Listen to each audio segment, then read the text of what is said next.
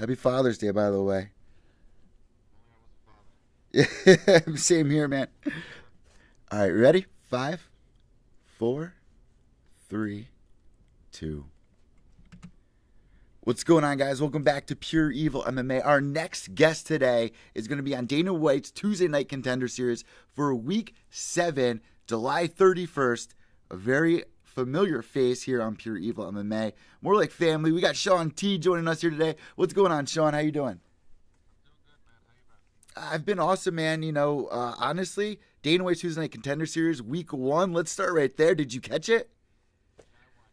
What did you think of it? I think, first off, I thought it couldn't have gone any better.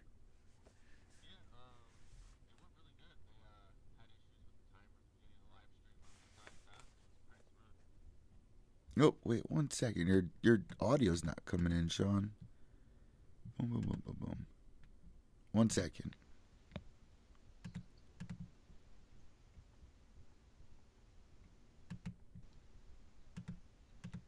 Check.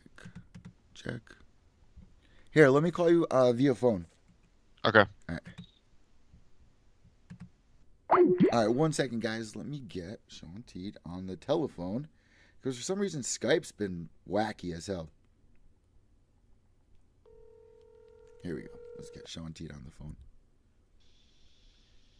You. Hey, what's going on, Shawn? So, yeah, what did you think of Dana White's Tuesday Night Contender Series Week 1? Like I said, I don't think it could have gone any better. Yeah, it went pretty smooth. Fastest knockout. The guy beat Carl's fastest knockout, which I was impressed about. But yeah, it was a good show. And you know what? He was who was it that had the quickest knockout from last season? Zoo? Carl. He was tweeting before Dana White's Tuesday Night Contender Series. He was like, at least I got the quickest knockout. And then, bam, it ends right there. So it's just crazy how perfect this card went with Hardy going on the card, getting the knockout the way he did. What did you think about his performance? I still think he is real green. He doesn't do anything besides just swing.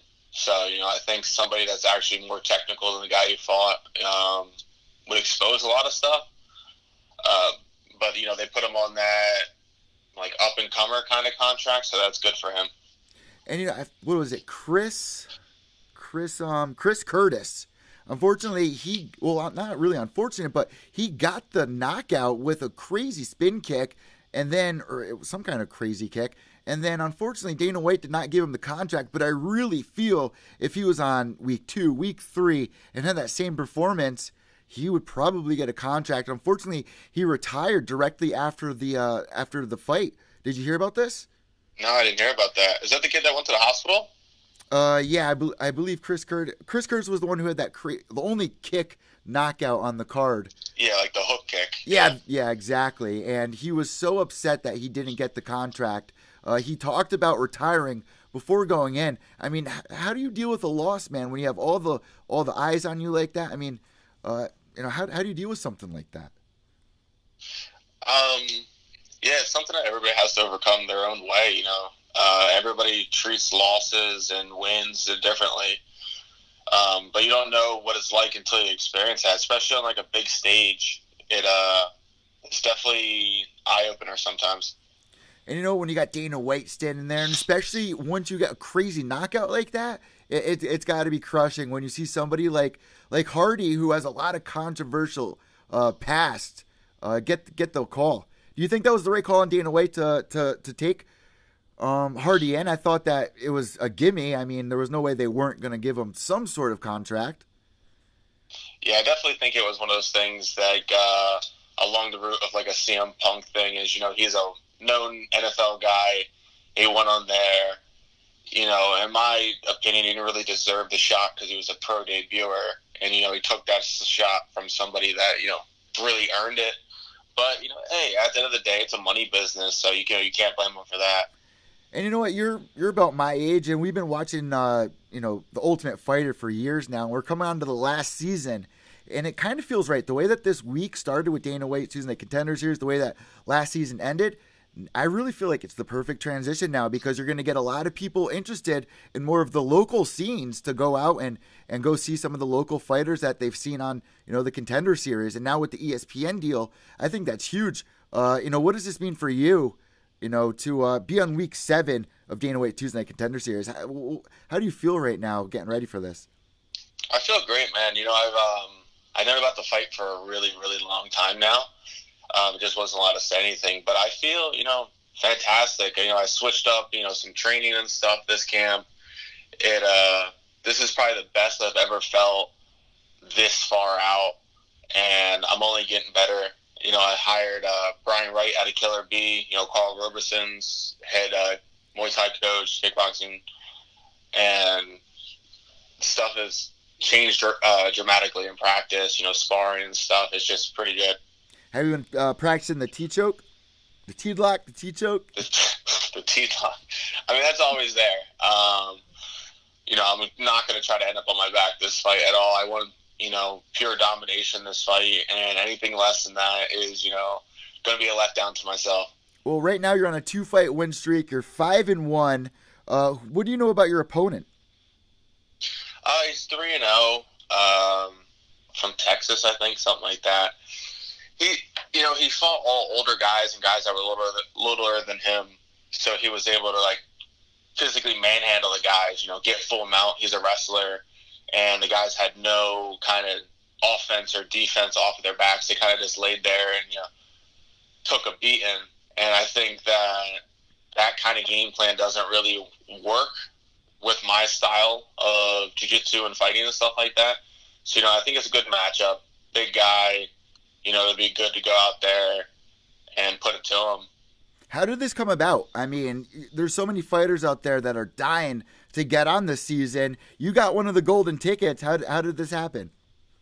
Well, I'm managed by Sucker Punch, and Brian Wright, Brian Butler over there. They do a fantastic job getting, their athletes the shots that they know that they deserve. So, shout out to those guys. Calling me all the time, making sure I'm all right, making sure how I'm doing, how camp's going. These guys really put that, that personal touch that is lost with a lot of people. So what do you think about the commentary this season, having Michael Bisping a part of it? I think that adds even more fire to the flame. Yeah, I think it's better than, somebody that has, like last season it was Snoop Dogg. It was kind of those things that, now you actually have a fight analysis going on as the fight's going on. You have somebody, that was a champion in the UFC that, has been on Fox Sports, talking about the fights and stuff. So I think that you actually get a really good open look at things than, all right, this guy's just laying on top of them, because you have no basis to base anything off of. I think a lot of people found the Snoopcast a little disrespectful. There were a lot of people that thought it was, comical at times, but when the way that I looked at it, I thought it was very disrespectful. Some of the things that he was saying about these guys that are literally fighting for their dreams. It's got to be so hard. And another big thing about this, are you prepared for that gym? I mean, it's the Ultimate Fighter gym. It's pretty small. You're going to be around, not a crowd, but it's more like a gym. It's literally like a gym. So it's a little weird. What do you feel about that? No, I think I'll actually be fine in that kind of environment because, it'll basically be like sparring on Saturdays at Nicotones. You have Eddie Alvarez, Frank Yeager, multiple top 10 guys in the UFC, guys that are ex-UFC champions, almost becoming current UFC champions, have training partners that are top 10 in the UFC and stuff. So that whole starstruck mentality doesn't really affect me. And you know what, man? You've fought some UFC caliber fighters so far in your career. I mean, one of your last opponents is even in the UFC, and I can't pronounce his name. You're going to help me with it. Zhu Ananwu. Have you been following his career so far in the UFC? Well, he had that one fight in the UFC, then he got in trouble by USADA, so he's suspended still. But, I think he'll be off suspension in 6 months or something. So what do you think it's going to take for you to get this contract on Dana White's Tuesday Night Contender Series? Because week 1, they made it pretty clear, you can be showboating, you can be doing whatever you want, and even if you get the knockout it doesn't seal the deal. So what do you think it's going to take to really stand out? Just going out there and getting a big finish. I've always looked for the finish. You have some of these guys that were even on episode 1 that you could tell could have pulled the trigger and could have finished people, but they wanted to talk to them, try to do something, try to be really flashy. Yeah, that helps sell fights sometimes, but you look at people go out there and just be violent and, if you got the submission, rip an arm off, and that's my MO. I just want to go out there and I want to finish fights. There's no going to a decision with me. So one thing I want to talk with you about, on this episode of Pure Evil MMA, we had Elias Theodorou on, and we were discussing weight cutting. There's been an awful lot of fighters out there that have been missing weight, and now they're going to be getting rid of the early weigh-ins for the UFC. What do you do about weight cutting issues? I mean, it's really a never-ending issue. We've been seeing it in boxing for years now. Something has to be done. What could be done? What punishment should be made? What's your take on missing weight? I don't have much to say on that. Like, I have a lot of teammates that cut weight and kill themselves to make that weight sometimes. And they all said they loved the early morning weigh-ins because they were able to just cut weight, make weight, and they had almost another day to rehydrate and stuff like that. But personally, I haven't had to cut weight. I'm a heavyweight. I walk around, at my fight weight. You could call me, I could fight, a few hours later if I really needed to. So I don't have much to say on that topic. So also, not only are people missing weight, but also a big thing in the UFC that people are talking about this week is CM Punk going up against Michael the Truth Jackson. Did you catch that fight, and what was your take on it? Yeah, I did. It was nothing beyond reason what I thought was going to happen. Yeah. As somebody that is, on that verge, had amateur fights, stuff like that, versus somebody that was 0-1. And, it takes, people understand it takes years and dedication to this sport. Not saying he wasn't dedicated, but you can't take somebody that should be fighting their second amateur fight and have them fight in the UFC. It's disrespectful to the sport. I understand that he's a huge draw, and if they, sign him again, he'd have another huge draw. It doesn't matter. But, he's not to that level yet. Let him go around, go fight, get some experience and stuff like that. Then if it comes time where he's able to make that jump again, let him make the jump. But, until he earns that spot, I don't think you should be handed things just because you were, popular in WWE. Not unless, Brock Lesnar did it the right way. I know that he became champ within his first, 4 or 5 fights, but he didn't just jump into the UFC, and, he's a different kind of specimen as well. But, moving forward, Teed, let us know what day are you going to be flying out to Vegas, and, what are your plans, who you're bringing with you? I go at the end of the month for press and stuff like that. I'm going out with Carl Roberson for that. But for my actual fight, I have a bunch of people going with me. I have my mom, my dad, my girlfriend. I have Brian Wright, Carl Roberson, and Corey Anderson coming out with me. So I have a lot of people that have a lot of experience in that gym that I'll be fighting in.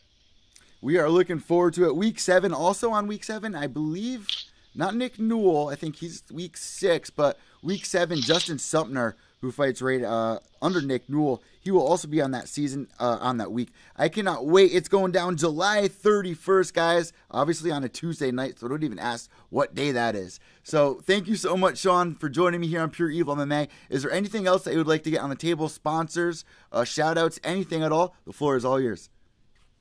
Yeah, just, thank you for having me on here again. I love talking to you. I want to give a big shout-out to E Clean Bros, Sucker Punch Entertainment, every fans, friends, family that, have supported me from day one on this journey to, hopefully going in there and getting a UFC contract. Thank everybody. My Instagram is just @TeedMMA. Twitter is just @Teed. Thank you for everything. Thank you so much. Have a blessed day and happy Father's Day. Peace.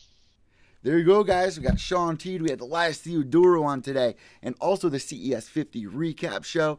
all down below here. Guys, give me a thumbs up. Let me know if you like this interview. Subscribe down below. We do this all the time. I'm Evil Eddie from Pure Evil MMA, mymmanews.com. Behave yourselves.